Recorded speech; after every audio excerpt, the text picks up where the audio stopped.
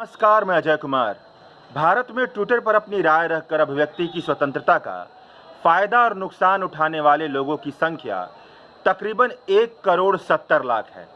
भारत की कुल आबादी में महज 2% से भी कम, लेकिन इनकी अभिव्यक्ति की ताकत बहुत ज़्यादा होती है।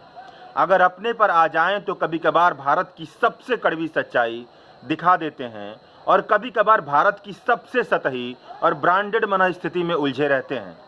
अब की बार ट्विटर पर भारत की कड़वी सच्चाई एक विज्ञापन के बहाने दिखी है। टाटा ग्रुप के ज्वेलरी ब्रांड तनिष्क ने पिछले हफ्ते एकत्वम नाम से 45 सेकंड का एक विज्ञापन जारी किया था। जिस तरह की मार्केटिंग स्ट्रेटजी का इस्तेमाल कर विज्ञापन में किया जाता है, ठीक उन्हीं पैमानों का इस्तेमाल कर हिंदू मुस्लिम एकता का संदेश लिए हुए एक खूबसूरत और आकर्षक विज्ञापन पिछले हफ्ते से चल रहा था। इस विज्ञापन की शाब्दिक व्याख्या यह है कि एक बड़ा सा आलीशान बंगला है, बड़ा सा हरा भरा लॉन है, चमक दमक से भरी सजावट है। मुस्लिम परिवार के घर एक हिंदू बहू की गोद भराई की रस्म हो रही है। अपनत्व और लगाव से भरे रस्म में एक होने का प्यारा सा प्रेम संदेश दिया जा रहा है। 10,000 से कम की आमदनी पर जीने वाले हिंदुस्तान के 90% से अधिक लोगों के लिए इस विज्ञापन का इस्तेमाल कर कई तरह की बहसें छेड़ी जा सकती थीं।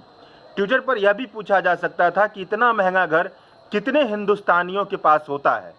यह भी पूछा जा सकता था कि हर बार ऐसे विज्ञापनों में लंबी गोरी महिलाएं ही क्यों नजर आती हैं। क्या सांवली औरत विज्ञापनों के लायक नहीं होती हैं। यह भी पूछा जा सकता था कि सामाजिक समरसता से जुड़े इस खूबसूरत विज्ञापन में हिंदुस्तान की कई तरह की बदसूरतियां क्यों छिपा ली जाती हैं। ट्विटर वाली 2% जनता अगर चाहती तो ऐसे सवालों की झड़ी लगाकर विज्ञापन की दुनिया की पूरी सोच पर हमला कर सकती थी, लेकिन ऐसा कुछ भी नहीं हुआ। तकरीबन 17,000 से अधिक ट्वीट कर हमला इस बात पर किया गया कि यह विज्ञापन हिंदू विरोधी है। यह विज्ञापन हिंदुओं की संस्कृति पर हमला करता है। यह विज्ञापन लव जिहाद फैला रहा है। एक लाइन में तो इन सारे बकवास मानवता विरोधी ट्वीट का जवाब यह दिया जा सकता है कि इन लोगों का प्यार और इंसानियत से कोई नाता नहीं है। इन लोगों ने गंदी राजनीति और कुछ लालच में आकर इंसानियत को बर्बाद करने के कारोबार में खुद को लगा दिया है। लेकिन यह एक लाइन का जवाब बिल्कुल कमजोर है। कमजोर इसलिए है क्योंकि केवल यह कह देने मात्र से कि इंसानियत से पनपने वाले प्रेम, अपनत्व और समरसता के रंग इस दुनिया में फैलने चाहिए, से इस दुनिया में भेदभाव, अलगाव और नफरत की दीवारें नहीं टूट जाती हैं। इन्हें तोड़ने के लिए हर वक्त काम करना होता है। इसकी सबसे अधिक जिम्मेदारी उन लोगों की होती है जिनकी आर्थिक, सामाजिक और राजनीतिक हैसियत दूसरों के मुकाबले मजबूत होती है। यहाँ पर यह जिम्मेदारी टाटा ग्रुप की थी। टाटा ग्रुप की जिम्मेदारी थी कि चाहे कुछ भी हो जाए, गिनती के चंद नफरती चिंटुओं के ट्वीट के चलते कोई ऐसा कदम ना उठाया जाए जिससे यह लगे कि नफरत करने वाले लोग अपने मकसद में कामयाब रहे। लेकिन टाटा ग्रुप ने वही किया जो नहीं करना चाहिए था। दबाव में आकर इस विज्ञापन को मेन स्ट्रीम जगह से, फेसबुक और यूट्यूब और ब्रॉडकास्टिंग से जुड़े प्लेटफॉर्म से हटा लिया। असल सवाल यही है कि अगर करोड़ों और अरबों की संपत्ति से जुड़े टाटा ग्रुप के लोग ऐसे नफरत से नहीं लड़ेंगे तो क्या 10,000 से कम की आमदनी पर जीने वाला हिंदुस्तान का 90% से अधिक का आवाम इन नफरतों से लड़ेगा।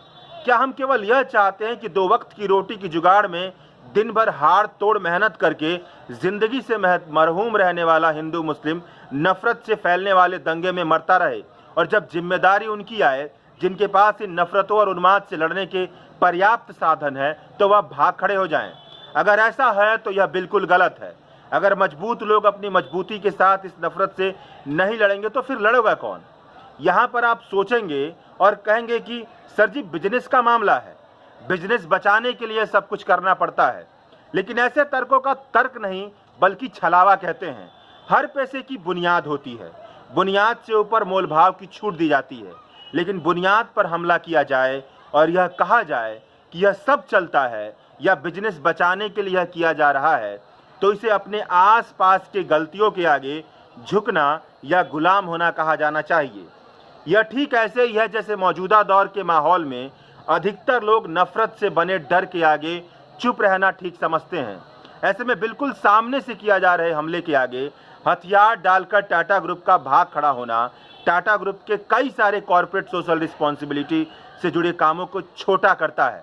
अभी हाल फिलहाल का उदाहरण मौजूद है।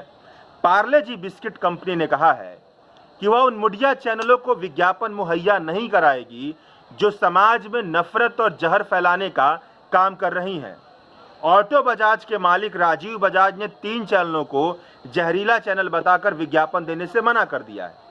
ऐसे में टाटा ग्रुप इस तरह से नफरती अभियान के आगे समर्पण करना उसके सामाजिक सरोकार के साख पर बहुत बड़ा बट्टा लगाता है। अब आप पूछेंगे कि मैंने शुरुआत में क्यों कहा कि अब की बार ट्विटर पर भारत की कड़वी सच्चाई सामने आई है। यह इसलिए क्योंकि यह बात जितनी सही है कि भारत एक विविधता वाला देश है, उतनी यह बात सही है कि इस विविधता में शादी जैसा पुल आज तक नहीं बन पाया है।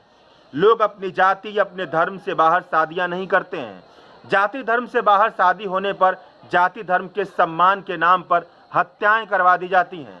एक पढ़ा लिखा आधुनिक परिवार भी यही चाहता है कि उसके बेटे या बेटी का रिश्ता उसकी जाति और धर्म के बाहर ना हो। लड़का और लड़की जाति धर्म के अंदर ही मिल जाएं। यह भारत की सबसे कड़वी सच्चाई है। इस हकीकत पर हमारे देश की पूंजीवादी ताकतें हमला नहीं करती हैं। पूंजीवादी ताकतों से जुड़ी कॉर्पोरेट सोशल रिस्पॉन्सिबिलिटी का इरादा इस तरफ मुड़कर भी नहीं देखता है। हिंदुस्तान की यह कड़वी हकीकत दबी की दबी रह जाती है। सुहाने किस्म के पूंजीवाद के पैसे के दम पर ऐसा माहौल पैदा किया जाता है जिसमें यह पता नहीं चलता कि भारत की असली हकीकत क्या है। जैसे कि तनिष्क का यह ज्वेलरी का विज्ञापन। CSDS के प्रोफेसर हिलाल अहमद अपने ट्विटर अकाउंट पर इस विज्ञापन पर अपनी राय रखते हुए लिखते हैं कि तनिष्क के विज्ञापन को देखने के 2 तरीके हैं। पहला, इसे हिंदू मुस्लिम संदर्भ के तौर पर देखते हुए प्रेम की अभिव्यक्ति के तौर पर देखा जाए। दूसरा, इस विज्ञापन को उस मार्केटिंग स्ट्रेटजी के तौर पर देखा जाए जो भारत की आम जनता पर अपर क्लास एलीट कल्चर थोपने का काम करती है। इस समय दिलचस्प बात यह है कि कोई भी इस विज्ञापन द्वारा थोपी जा रही एलीट संस्कृति और सुहावनी किस्म की पूंजीवाद पर बात नहीं कर रहा है। इन सब के अलावा फिर वही पुरानी जरूरी बात कि भारत पर उसका बहुसंख्यकवाद हावी होता जा रहा है। तनिष्क पर हमला किया गया हमला भी उसी बहुसंख्यकवाद का पागलपन में तब्दील हो जाने का नतीजा है। नहीं तो ऐसा कैसे हो सकता है कि कई सारी कमियों के बावजूद प्रेम का संदेश देने वाले तनिष्क के विज्ञापन पर इतने तीखे सांप्रदायिक हमले किए जाएं। वरिष्ठ पत्रकार अभय कुमार दुबे ने एक बार सेंटर फॉर पॉलिसी रिसर्च के एक वेबिनार में अपनी बात रखते हुए कहा था कि दुनिया के किसी भी मुल्क, किसी भी भूगोल में बहुसंख्यक लोगों का रवैया हावी रहता है, लेकिन जब यह अपने नियंत्रण से बाहर निकल जाता है तब समाज के लिए खतरे की तरह काम करने लगता है। बहुसंख्यकवाद को नरम करने की जिम्मेदारी वहां के नेताओं की होती है। 80 के दशक तक हिंदुस्तान के नेताओं ने बहुसंख्यकवाद को नरम करने का काम किया, लेकिन 80 के बाद भारत के बहुसंख्यकवाद ने अपना सर उठाना शुरू किया और अब वह पूरी तरह से हाथ से बाहर निकल चुका है। अफसोस है कि भारतीय राजनीति और समाज में ऐसे दमखम वाले नेता नहीं है हाल फिलहाल जो कि बहुसंख्यकवाद की इस प्रवृत्ति पर लगाम कस सकें। बनारस हिंदू विश्वविद्यालय में इंफॉर्मेशन टेक्नोलॉजी के शोधार्थी अभिनंदन शाह कहते हैं कि सोशल मीडिया ने बहुत सारी अभिव्यक्तियों को जाहिर होने का मौका दिया है। इस वजह से अभिव्यक्तियों के मामले में जो एक खास किस्म की गुटबाजी थी वह टूटी है। लोगों की राय अब केवल अखबार या कुछ मीडिया चैनलों से नहीं बन रही, उनकी राय सोशल मीडिया से भी बन रही है। इसलिए जो सोशल मीडिया पर बड़ी संगठित तौर पर काम करते हैं वह अपनी राय पहुंचाने में कामयाब हो पा रहे हैं।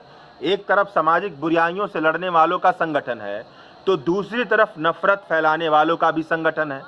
अफसोस की बात यह है कि नफरत फैलाने वाले बड़ी तादाद में मौजूद हैं, एक ऐसे समय में जहां राजनीति भी उनके अनुकूल है, इसलिए वह खुलकर सामने आ रहे हैं।